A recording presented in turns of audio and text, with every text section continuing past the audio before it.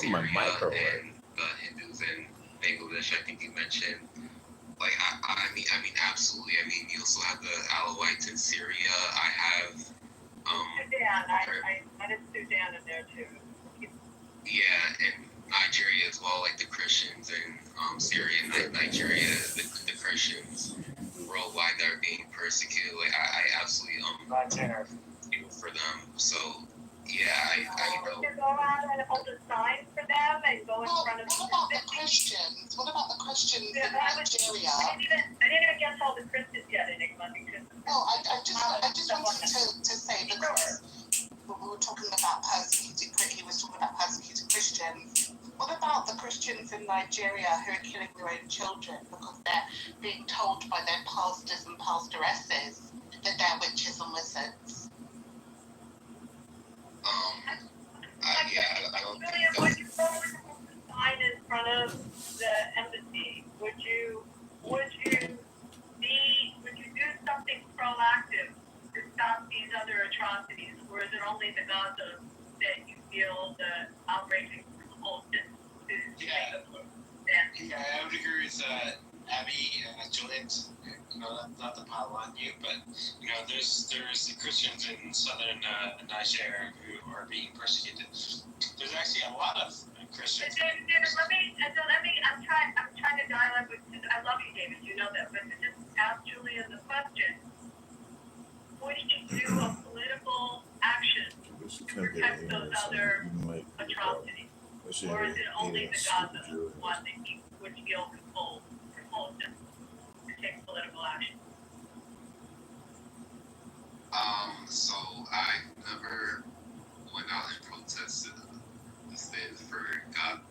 But even if everybody in the class does better, it doesn't matter. Only half the students can get those grades. So that would be a kind of treating of grades as a zero-sum game. No, I don't do that. I mean, there are classes like this one where the students are very good and blah. The teacher that once showed how socialism didn't work by doing grade assignment. Let me see how, if I can remember the story, because I think it's relevant to this too. They said, the teacher said, okay, everyone gets what the top grade earner gets. So the A students got A's and everybody else got A's. Well, then the A students like, why am I busting my ass learning this material if everybody's gonna get the same grade that I get? So then they started slacking off. Well, then they got B's. And the other students said, hey, I didn't have to study at all. Instead of F or a D, I got a B because of someone else's labor. That's what they did too. And they got to C's. And then it ended up that everybody was failing the class because it didn't mean anything anymore to work and and do the job. And that's socialism. All right. Lots of people get very high grades. There are classes where people are terrible. In fact, talk about an instance of bad cooperation versus good cooperation. We have this program called FIGS, First Year Interest Groups. The advisors refer to the people in them as figlets, by the way. It is kind of cute. Anyway, the figlets, normally within those groups, cooperation is very good, and people in those perform better. But in the time I've been here, I did have one of these where it was bad cooperation. There were several people in there who were just terrible students, and they corrupted the others. They all co-opted. So, I think one person in that entire FIG group got a C. All the others got D's and F's. And I don't think at the first, they didn't look like they were all terrible students, but it turned out the few really bad apples just spoiled the whole bunch and encouraged them all to have terrible work habits. So that kind of thing can happen. In any event, normally grading isn't like that, but it could be. So it doesn't have to be economic. Now, lots of things are mutually beneficial in the sense that the players can increase or decrease the total amount of utility. So normally we would think war is like that. Wars can be fought more or less destructively. And in fact, one of the hard questions in looking at 20th century military history is why were 20th century conflicts so unbelievably destructive? The First World War, the Second World War, the loss of life, of destruction of property, and so on, just dwarfs the near wars. Partly that's just because people had more technology to do more efficient killing, but it wasn't just that. And so, we have to think, why were they such terrible wars? That was a case of people really decreasing utility radically. But also there are ways of people actually getting together and cooperating and increasing utility. Well, in this case, one player's gain doesn't necessarily come at somebody else's expense. It might be, in fact, that I gain by causing you to gain. And so we actually have useful cooperation.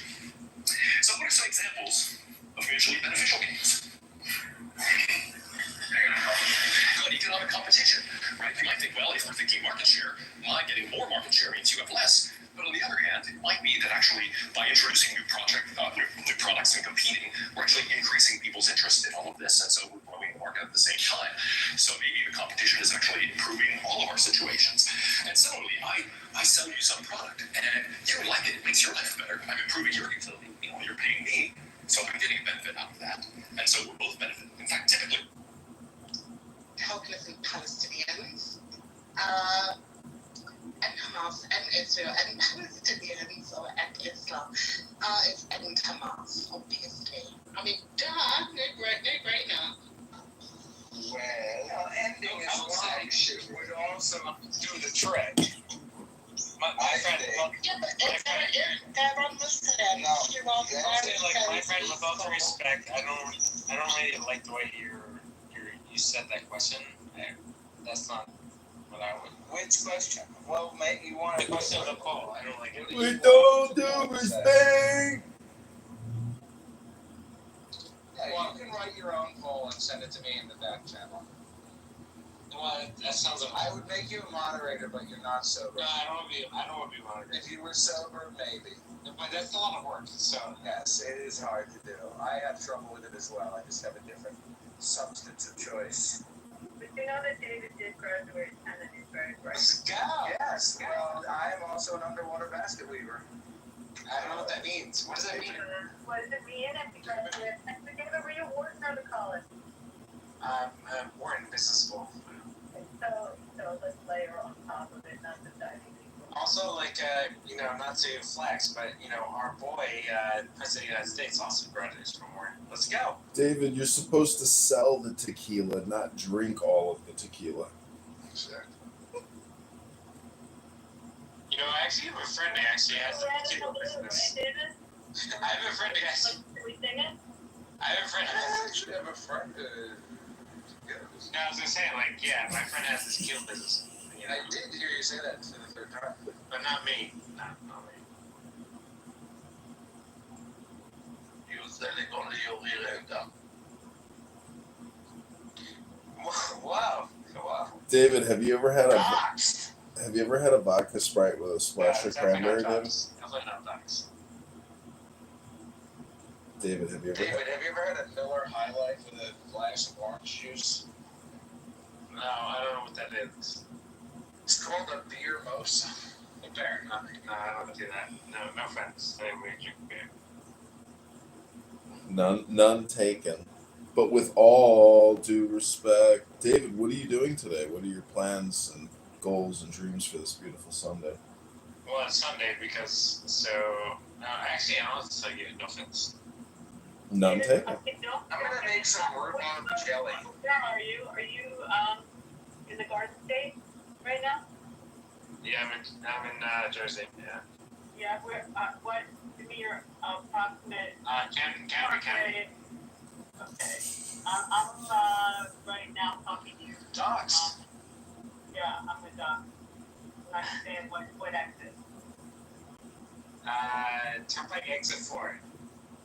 David, Cherry Hill. what is your address in Cherry Hill? I'm heading over to my Jewish friends who live in the east side. David, eat some fucking Taylor ham for me. Not there yet. I'm just heading over in a little bit. David, you gonna be anywhere near the UL? No. David, I go to my friends. Sorry, go ahead. I'm hitting you up in the back channel with your closest AA meeting. With all due respect, I'm not gonna answer your back channel. With all due respect. Well, with all due respect, just consider going to your closest AA meeting. I'll answer Abby's back channel because she's nice. Abby, I sent you another link, so my lovely. I think you're in there, Brian. These are great. I just thought when I listened to you, the perspective of stuff out of the UK, I love, and I get, challenge with statistics and back up the Abby, are you supporting Benjamin Netanyahu's declaration of, escalating and culminating the war by destroying Hamas? So it's interesting because it's a 2 month period of time that they will almost act like what we know to be in the U.S. the Army Corps of Engineers building makeshift hospitals and different areas for relocation, for housing and other services. So during that 2 month period, they'll also be assessing. They haven't touched Gaza City, but that's clearly where Hamas is essentially focused now, and their threat is coming out of. So in order to really win this, they're going to have to take them out there. But there is a 2 month period of time. I really don't know if you could tell me another battle or a war where there was a warning for 2 months. I mean, there's lots of wars where population shifts and moves and has to move because they're within a danger area. But this is a 2 month warning, so they, as well as the food distribution, everything will be arranged during those 2 months. So, I mean, they're not going in tomorrow. There's a buffer period of time. So I think that's kind of interesting, and I think it'll be interesting how that plays out. But curious people's thoughts on that they're approaching it that way. I don't think people are talking about that. I think they're going in tomorrow. How do you know it's not just a bluff? Well, you don't. You really don't. And, you have the polling of the Israeli population where it's very funny. I said this in the room the other day. You've got like 45% feeling one way, 45% feeling the opposite, and 10% saying they have no opinion, which none of us know Israelis that have no opinion, so it's kind of a funny poll. But everybody wants the war over. But you don't know if it's a bluff. But you do know that it's a 2 month period of time to build the hospitals and the areas for the relocation and the social services. So I can find stuff written about it, some analysis on it. You don't know. We don't. But we do know that that's where they're located. That's what's got to be weeded out.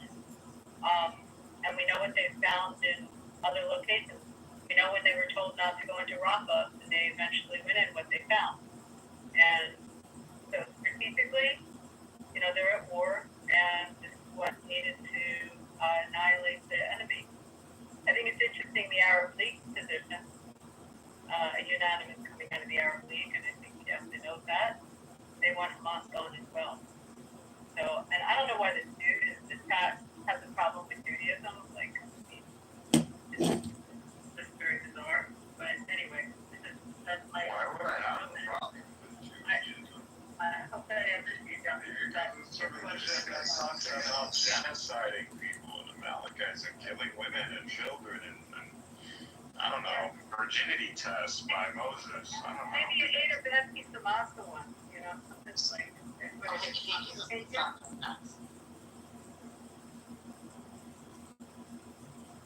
Isn't it funny that people, when they come into the room, when someone's talking, they just talk over them to troll because they want to put their propaganda and their narrative out there?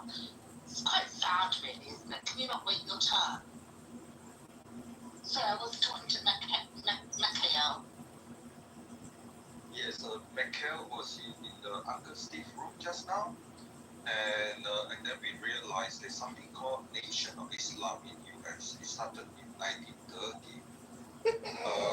I think what we are seeing now is unfolding.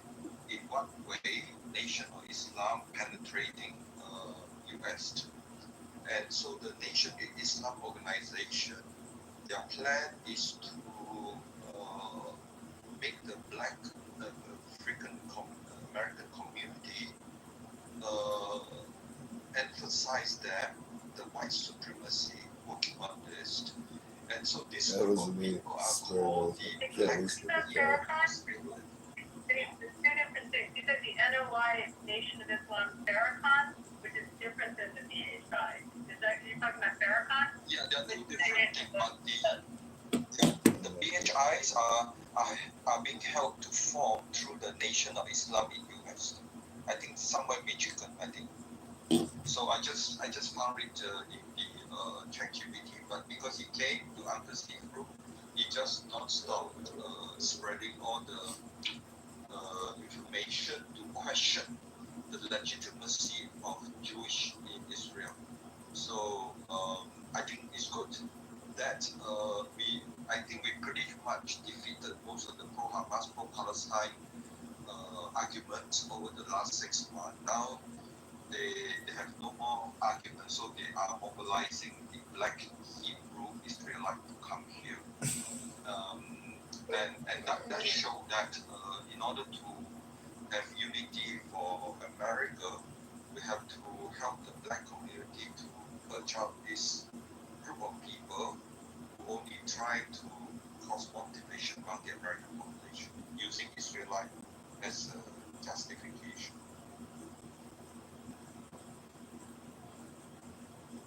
Well, they can be two very dangerous groups. I would tell you to pull up, if you're going on the internet, look at ETL's report on NOI and Farrakhan. You read a lot about Farrakhan. And he decides that he's going to termite. I mean, guys can find lots of videos of his speeches. And the HI is like many different stacks and components. I mean, they're on the staff page. They have room. Have you guys ever gone to biblical smoke? I mean, it's like 700-800 people in a room at one time. Exactly in the clubhouse, right?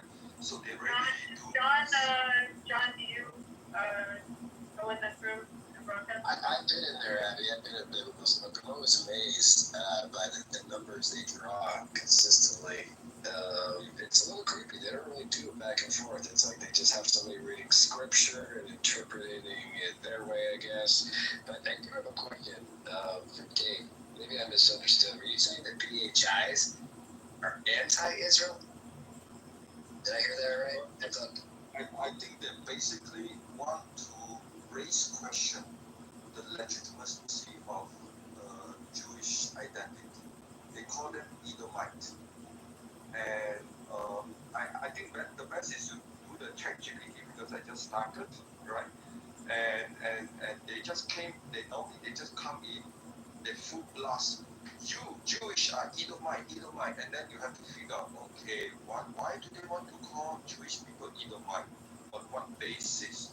It seemed like in the formation of BHI, Black Israelis, Israelite, Hebrew Israelite, they have a correctly involved.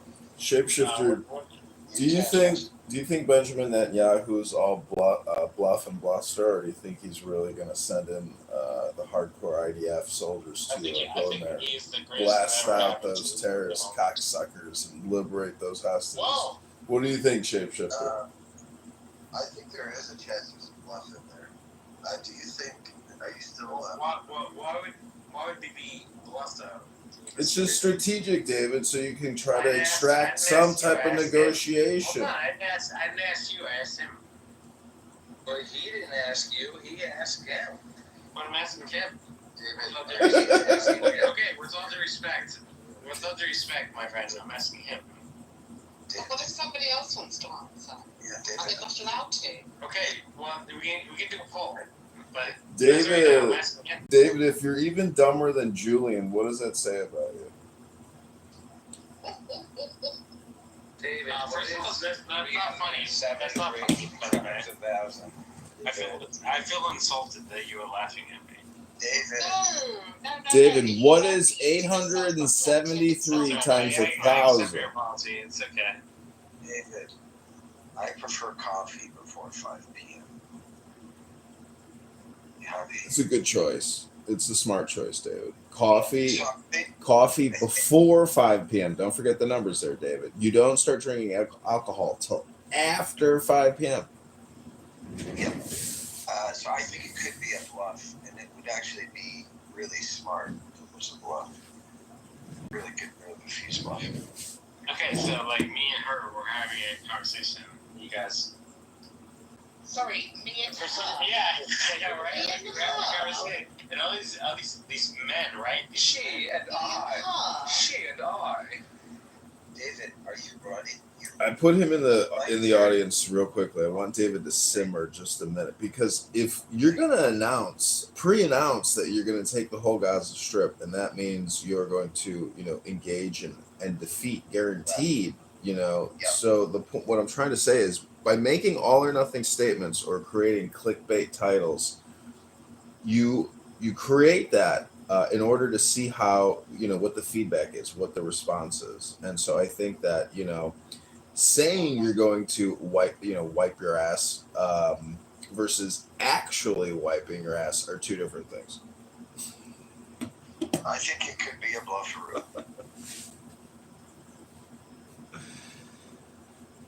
It's a little bit like chess, you put a feeler out there to see how they respond. And because, to sacrifice more soldiers to go, liberate Gaza from Hamas, versus getting some type of negotiation or settlement, or meeting in the mines through this type of negotiation tactic. But it could literally be him actually doing a neurolinguistic program and saying, "Hey, we're going to prep the world for this. That there's going to be some carnage. So we told you 2 months ago, and now we're actually doing it," because that's most likely what's going to happen. Where they're going to hope for the best but plan for the worst. Nice. Swerving the pot on the road file. Somebody probably forgot that 12 days ago.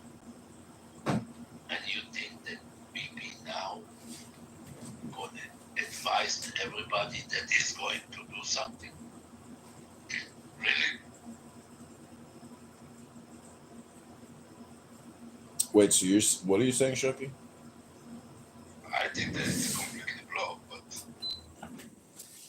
we will see. There is no way that it's not a blow, to my opinion. Like, since when you're going to let your enemy know when you're planning to do something? Well, did he do that? Did he do that with Iran? Did he do it with Hezbollah? With who he did it? So now we decide to be the stupid to let the enemy know. Well, I mean, they're in kind of a cornered position, no? No, why it's in corner? Do you see Trump saying anything against it? Do you see Trump stopping him from anywhere? He is in the best 30 years in the political industry. Never had so much support.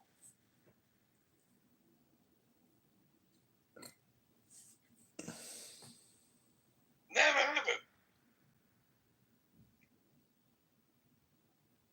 Well, in terms of how many enemy soldiers there are still, what's the actual number? Any idea? Is it 10,000, 20,000? Is it 5,000? The problem with that, you're killing one, and they grabbing another 14 years old kids, give them a weapon in their hands, and send them to either kill a soldier or get died by the soldier. So, for every one that falling, they have another two that they recruit immediately. IDF estimates are 40,000 as of May.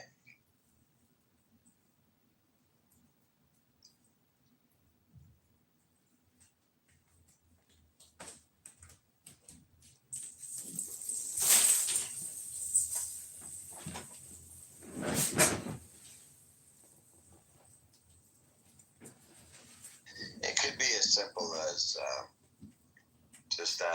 just getting the Hamas to move out of Gaza City and establish a corridor for aid to flow. Could be a big PR move. That's what I'm saying. It's all a blow. What do you think about the theory that if you actually go in there and take them all out and engage in a very aggressive action, in some ways, like Benjamin Netanyahu's political power,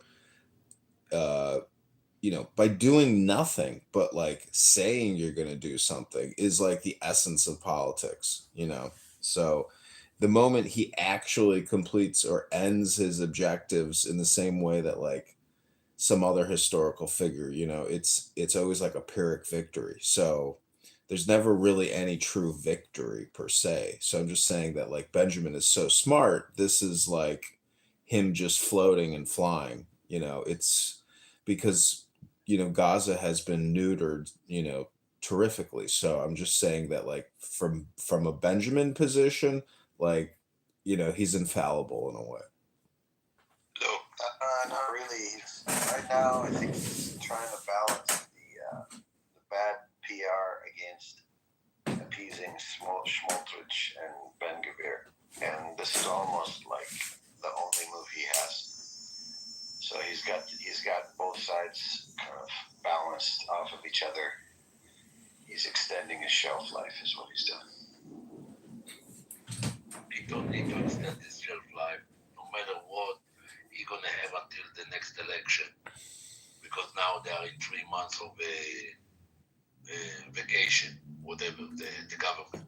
So we don't need to extend his shelf life anymore because he's gonna continue until November of 26, no matter what. Even if somebody gonna be able to vote the government down, the government not gonna go down until the next election. That's scheduled for November. So this is bullshit. There is no extension life over here. The thing of it is, the bad position that he has right now, there is no deal that can be good. Because no matter what's going to be the deal, hostages going to stay hostages. Because Hamas not going to give up the last leverage that they have.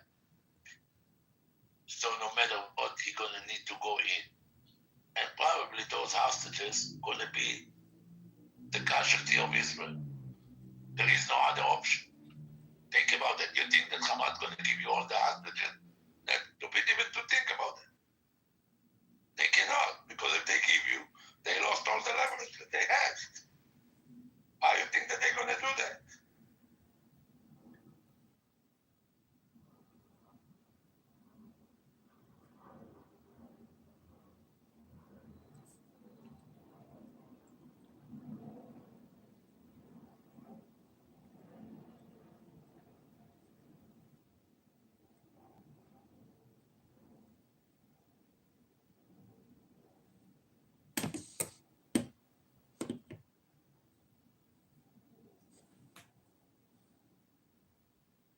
Well, does anyone want me to play a clip of Benjamin Netanyahu discussing the Gaza operation? I watched that today. Yeah. Sure, go ahead. Are you going to include the reporters' questions and everything? We can. There's a couple clips. I mean, it's like a 28. Okay, let me just play some of it.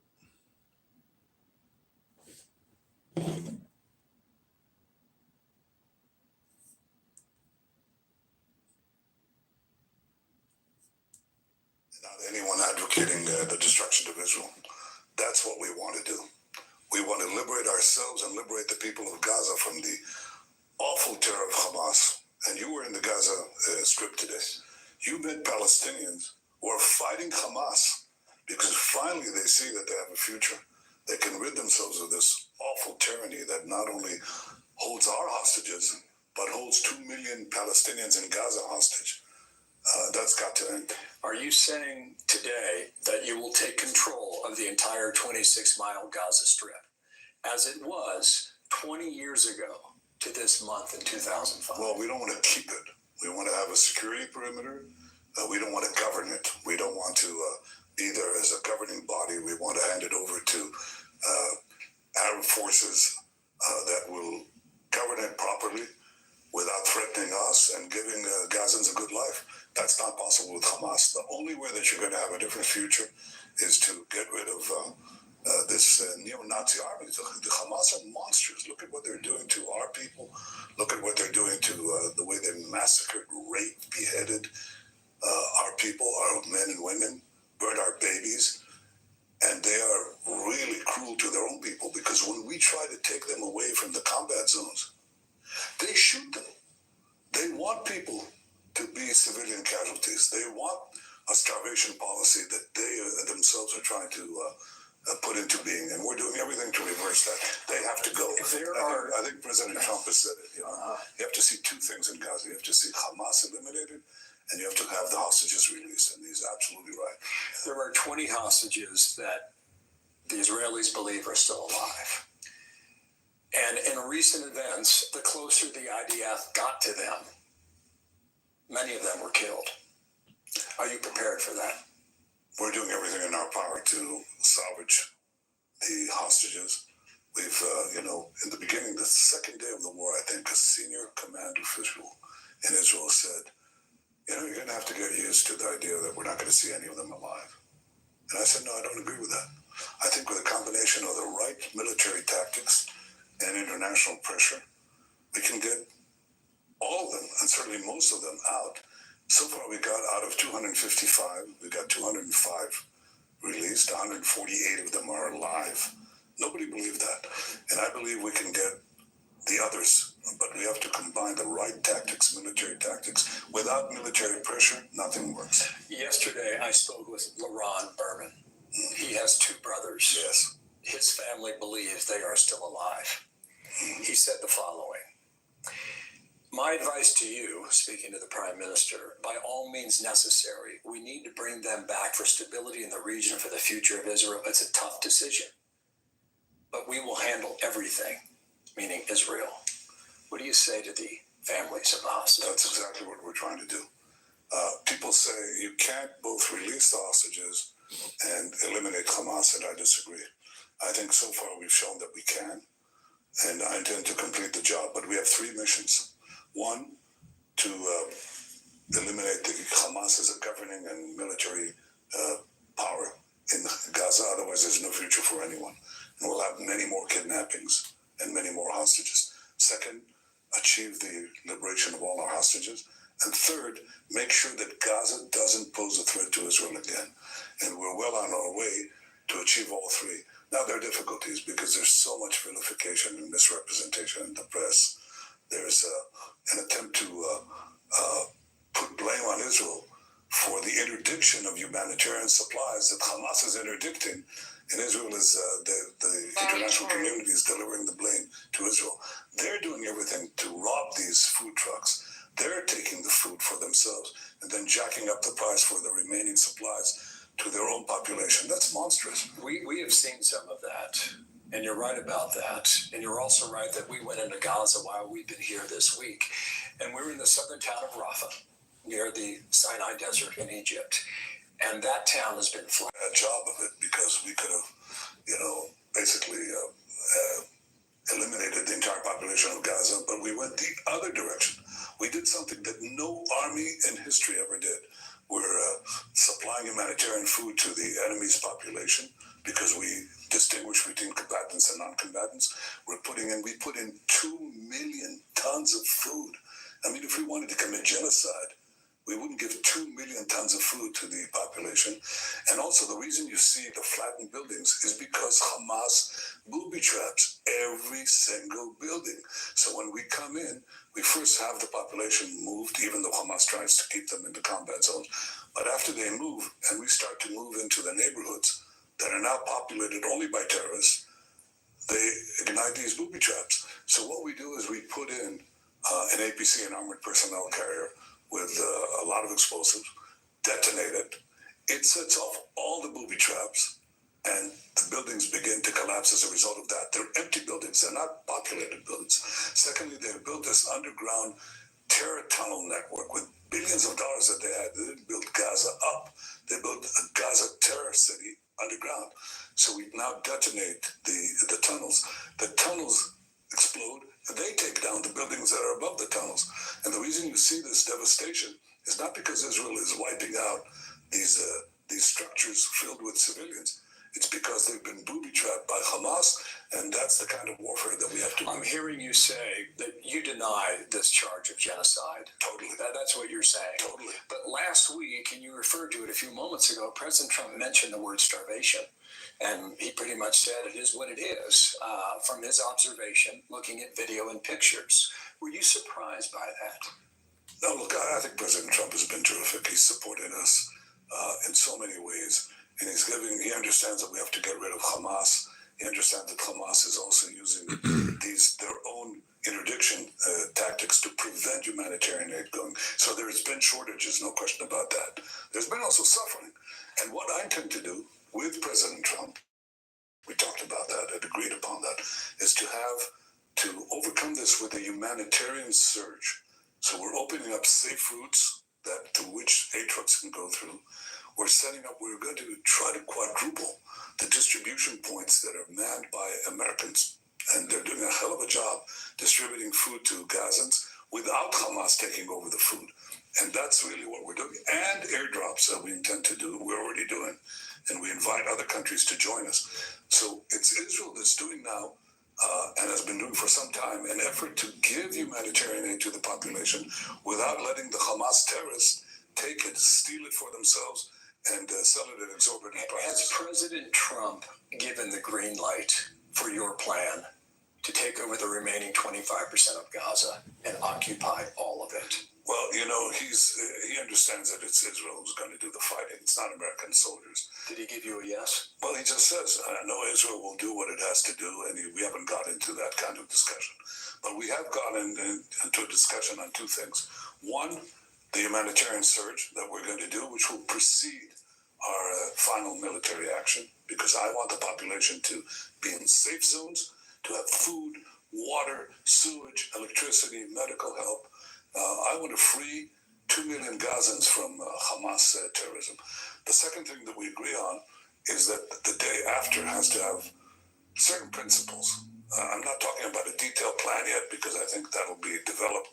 But the 5 principles, the key principles are these. 1, Hamas has to lay down its arms. 2, Gaza has to be demilitarized.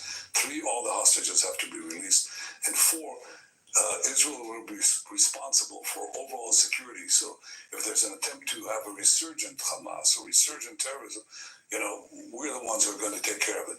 And 5, let Gaza be governed by a civilian authority that is not Israel, because I don't want to occupy Gaza forever. I don't want to govern Gaza. I want to have a different governance there that basically is willing to live in peace with Israel and give Gazans a different future. That's entirely different from these unbelievable lies that are leveled against us, frankly against me too, by the international press that doesn't care to check the facts. It just takes Hamas statistics, Hamas arguments. It just swallows them hook, line, and sinker, and delivers this vilification of the one democracy, the one Jewish state that is fighting people who massacred. It's the equivalent of the massacre of thousands and thousands of Americans, the rocketing of American cities. Nobody would stand for that. Come back to my experience inside Gaza this week. We went to an aid distribution site, food distribution site. Your own soldiers have been accused of killing innocent Gazans who are in line for food. That's the accusation, almost on a daily basis. Can you defend that? Yeah, I can deny it because it's a Hamas accusation. They're the ones often who are doing the shooting and waiting for our soldiers to respond. And in fact, very often they don't respond. But all these stories are repeated ad nauseum, and the people don't even bother to check the facts. We're doing everything that we can to avoid civilian casualties. And in fact, if you look at it, the town of Rafah that you saw all that, right? All of it. Right, okay. So I told you why there was devastation, because we moved the population out and then went to and dealt with the booby traps that were there. And we killed a lot of terrorists there. You know how many civilians we killed there? Practically none. Why? Because we told them, please leave. We showered them with leaflets. We called them millions of text messages and many other means to get them out. And they walked out. They walked out 2 miles to the coast. People think it's hard to get to places like this or this, but you can have all of this if you earn enough points. Well, we can take a break if you want. There's about 10 minutes left. But any thoughts, comments, questions, ideas, opinions?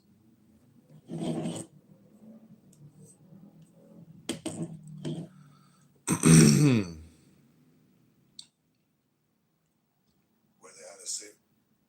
No, silence is acquiescence. Okay, here we go. This is the rest. And practically no civilians were killed. That nobody describes, that nobody talks about. Israel is doing things that no army in history has done. Colonel John Spencer, who was the head of urban warfare studies at West Point, he said that he scoured all of modern history. He said no army in the world has done that. And yet Israel is, of course, accused again and again and again by fake reports, by Hamas statistics that are fake. And, if you repeat a lie often enough, it assumes the cachet of self-evident truth. It's still a lie. Yeah, your chief of army says your military is exhausted. Shugi, did you want to say something? No, I'm good. Okay. It's almost 2 years of war.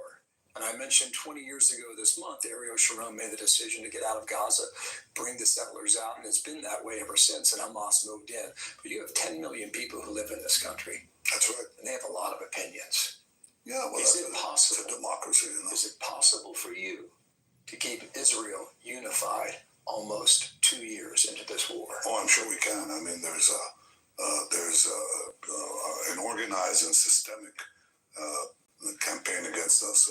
That's part of democracy. I accept it, although a lot of it is foreign funded by the same people who also encourage the demonstrations on your campuses and so on. But I'll tell you one thing, the people are united. Not every last one. This is not a dictatorship. But, when it's a Southern Front War, and look at what we did. We were attacked. We were on the verge. Everybody thought this is the end of Israel on October 7th, when Hamas cruelly invaded us and those monsters took the hostages and murdered the men and raped the women and beheaded. It's beyond belief. And burned babies, okay? And everybody said, oh, Israel is gone. And I said on the second day of the war, I said, we're going to change the face of the Middle East.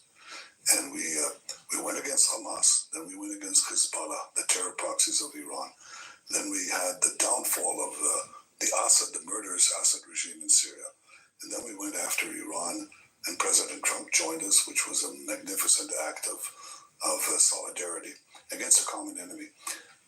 Everybody said, oh, well, Israel's not going to be together, but it is.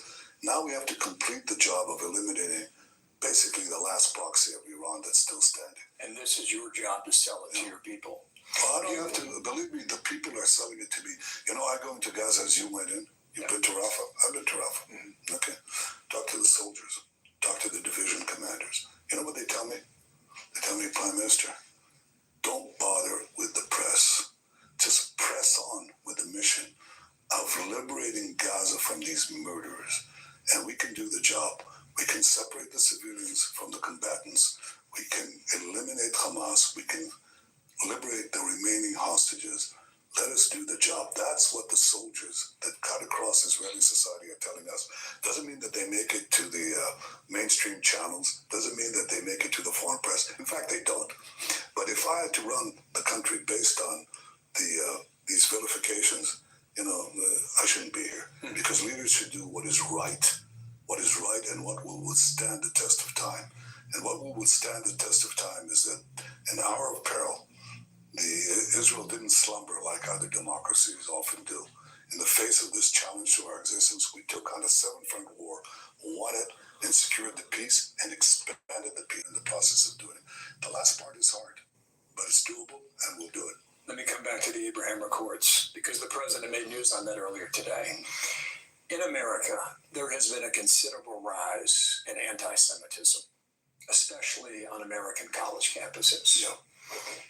How did Israel, especially for Americans under the age of 30, young Americans, how did Israel lose this argument?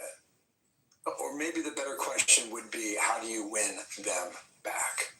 Well, I think we will. First of all, you win by winning and shortening the war. And President Trump has given us the support to finish this war as quickly as possible. Of course, we have to contend with the campaign of vilification that is done by so-called reputable news media. I mean, the New York Times puts out a major story on the front page, a Palestinian mother holding a child, starved supposedly, And then it turns out that that child has cerebral palsy. It's a congenital disease. He has a brother who's well fed, family is well fed, but it's put out this thing, and then it corrects it with a denial the size of a postage stamp buried in the back pages. No, we can't work by lies. How do we win? Eventually, the truth gets out. It takes time. People will see the humanitarian surge. People will see our efforts to prevent civilian casualties. People will compare what has happened here to other urban warfare sites that were not nearly as dense, as difficult, without this, 50 meters below ground, these terror tunnels, and yet Israel will triumph, will succeed in this mission. And most of the people, I can't say 100% of the people, but most of the people are united, and ultimately, this is democracy. So instead of shifting that argument on the media, whether it's the New York Times or maybe the Gazan Health Ministry putting out, because you've said repeatedly in this conversation that they exaggerate, will you allow more independent reporters to go into Gaza and see it for themselves? That's my conclusion. In fact, that's my instruction as of this morning to the military. And I said, that's exactly what you should be doing. Those who are lying are going to continue lying. But give honest journalists the ability to see the truth. A, the fact that we're trying to get civilian aid, humanitarian aid to the people of Gaza, the efforts that we're making there. B, to understand and explain why those buildings are destroyed, because they're booby-trapped, and we clear the population. And I'm glad you were in. I'm glad you did this thing. I'm glad, in fact, I would say you're blazing the trail. But there have been others, and we have the same result. Every time people see it, they see it in a more realistic way, in a more honest way than the way that it's presented in, unfortunately, the New York Times. And other New York Times should be sued. I'm actually looking at whether a country can sue the New York Times, and I'm looking into it right now, because I think it's such clear information. I mean, you put a picture of a child that's supposed to then represent all these supposedly starving children, yet they put in this picture of a child who has cerebral palsy. Then they took another picture somewhere else in other media, a child who had cystic fibrosis, got nothing to do with starvation, or another child that we actually sent to Italy to be cured.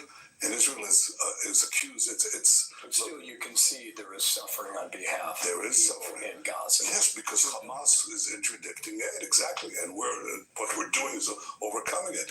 I don't deny that there's suffering. I want to end the suffering, and I want to end it by ending Hamas rule. Would you like to be governed by 20,000 armed monsters who shoot you in the back of the head if you try to leave a war zone? Who shoot you if you say, I want to have my freedom from Hamas? We now have Gazans fighting Hamas. They finally have the courage to do that because they see that Israel is progressing, and they think that we're going to win. So they're not afraid anymore to stand up for their own rights. And they have their separate schools. They have separate programs because they don't want to educate their children for endless fanatic warfare, which is what Hamas is teaching. The Hamas is saying, death to Israel, death to America. They hate everything that a free society stands for. And ultimately, the people of Israel understand it. And I think ultimately, the free peoples of the world will understand. I have one more question, but I want to clarify something if I could. Sure. You've said a few times now that the buildings in Rafah that we saw have tunnels underneath them. Yeah. Watch what magnesium does to your bowels. If you have to wipe more than 4 times after you poop. With them. Yeah. There's no way for us to see that when we're there physically with our own eyes, but you're saying all these buildings were booby-trapped? And they were not hit by the Israeli Air Force? No, what I'm saying is because it is building after building. Well, remember, these houses are empty to population. In the beginning of the war, I remember my visit to Washington, and I was told under the previous administration, they said, there are 1.4 million people in Gaza, in Rafah, because we moved the population away from war zones, and they all concentrated in Rafah. Then we wanted to eliminate Rafah. It's like, we were told, don't go in there. And I said, what do you mean, don't go in there? It's like the Allies are, take over Germany, and finally they're told, don't go into Berlin. Don't go into Berlin and leave the German army, 25% of the German army intact. I said, of course I have to go in. But they said, but there are all these civilians. And I said, okay, we'll make sure that they leave. In fact, they left within 6 days. They all left. And then we had to go in. It's full of terrorists in those buildings, in the streets. They booby trap the streets. They booby trap the buildings. So we go in and clear it away. And that's what you would do. That's actually that's what you did. That's what you did in your war zones too. The reason why this point is important for me to understand is we only saw one part of Gaza and we did not see the rest of it. The town of Rafah, as I referred. Last question, sir, please. The president earlier today put on Truth Social that he wants all the Middle Eastern countries to join the Abraham Accords.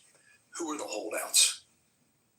Well, you know who we have peace with. So if you look at the other countries, they're the ones that are potential and real potential candidates for this. And I think, look, the president and I joined forces with Arab leaders and had the Abraham Accords, which were historic changes, a real change in the Middle East. We had 4 peace treaties with 4 Arab nations in a very short time.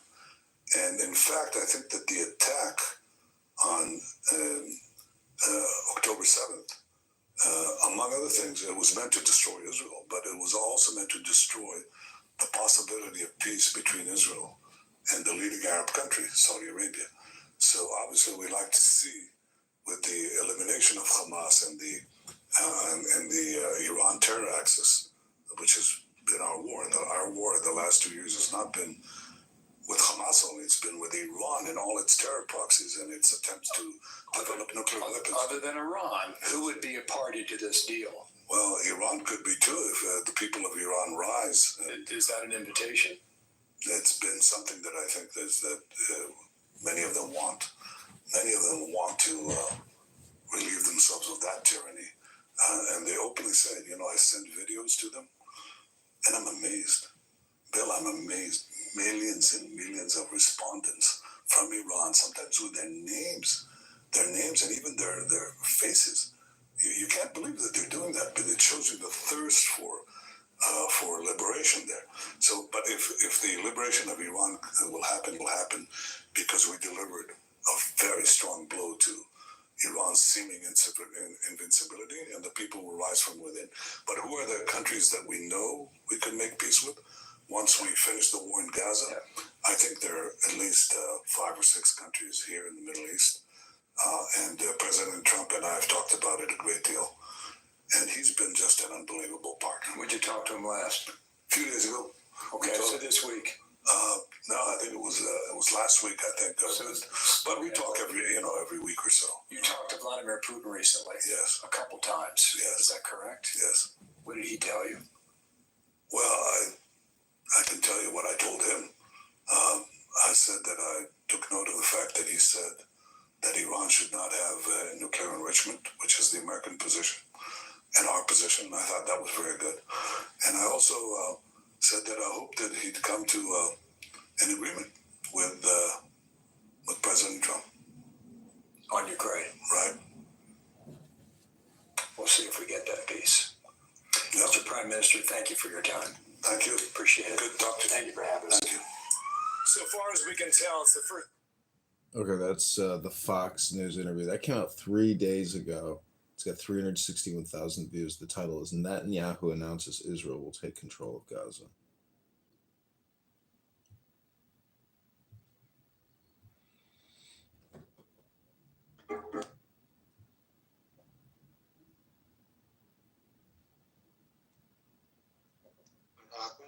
Have watched Tucker Carlson. Tucker Carlson is not a religious figure for me. Right. You hate Jesus.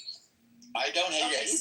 Why would I hate somebody I've never met? Why do we need to have this like Why would I hate somebody I don't know? Why are you not focused And why are you being schizophrenic and trying to tell me how I feel? Oh my Do God. you hate people? Hang on, wait a second. I'm just So trying to why did you say I hate Jesus? I never said that. I never said you did. I asked you if you hated. So why would I hate somebody I know not? Do you hate confusion? Oh my God. Because many people think that he claims to be the Messiah. That When did he claim? When did he claim that? You're waiting. When did Jesus claim Why to be did the you just Messiah? let Are we listening to one of John's One at a time, guys. Yeah, but Yeah, that's just a brief sample of El Normo.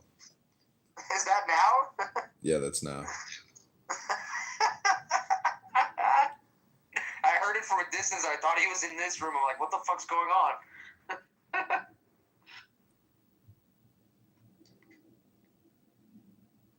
That's just hilarious, bro. Here's a little Keep more. playing it. I like listening to it. Go. Our guys are talking over each other. Okay, for Norm. Go ahead. So for Norm, this Tucker interview would be good for. This is a good listen because Tucker, like he said, doesn't like is